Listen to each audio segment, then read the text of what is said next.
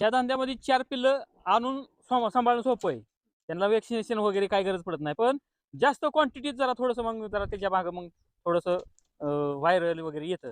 बाजारात वस्तू आणताना आपण चांगली पण आपल्याला विकत नाही. एकतर काहीतरी कुठेतरी त्याला आजारी असतं, व्यापारी सांगत नाही, शेतकरी सांगत नाही. ती एक प्रॉब्लेम येतो. त्याचे एक जरी आलं बाजारातनं, तर ती सगळ्यांना काम लावतं. ती एक अडचण येते म्हणजे त्यानी. ज्यावेळेस शेतकरी घरगुती वापरासाठी 1-2 पिल्लं आणते तर त्यांच्यामध्ये खूप साऱ्या अडचणी येत नाही किंवा बऱ्याच वेळा अडचणी येत नाही त्या.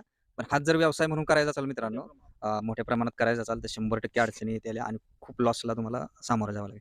दुसरं एक ठोंबरे साहेब, हे जसं घेताना तुम्हाला कमिशन आहे बाजारातून, तसं विकताना काय करावं लागतं का? एवढ्या मोठ्या क्वांटिटीमध्ये करता तुम्ही? काय होतंय, घेताना बी काय होतंय, आता 4,000चं बकरं आहे कटिंगचं.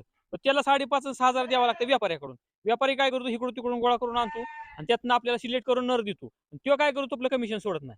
तो आपलं 1,000-500 ठेवून म्हणतो. म्हणजे घेताना बी पैसे द्यायचे जास्त. आणि ज्यावेळेस आपण बकरी विकतो, तर तो व्यापारी काही थोडं कटिंगला नेत नाही स्वतःच्या. तो नेतो क्वांटिटीत नेतो, 10ची, 12ची, 20ची क्वांटिटी नेतो.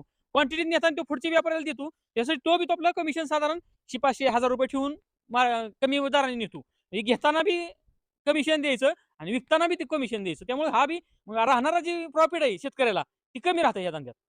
आणि तसं जर घरची जर मेंढी असेल, तर त्याच्या पिल्लापासून घेताना तर विषयच काय नाही. आणि आईचं दूध मिळाल्यामुळे पिल्लाला ते इतकं फास्टमध्ये वाढतंय, ती कळत बी नाही. ग्रोथ तुटत नाही. आईचं दूध आणि आईचं दूध आणि लगेच खुरकाव घेतलं, की ते पटपट होऊन जाते. साधारण त्याची रेंज ही आपल्याला लई फोर्स लावावा लागतो खुरकाला. मग सगळं खुरकाव आहे. खुरक आता स्वस्त राहिलेलं नाही. सगळं म्हणजे महाग झालेलं आहे. कोण बाहेरनं जर आणलं तर 30-40 रुपये किलो, खपरी पेंड घेतली ₹50 किलो. ह्या अशा गोष्टी झाल्यात. त्यामुळे परवडेबल थोडंसं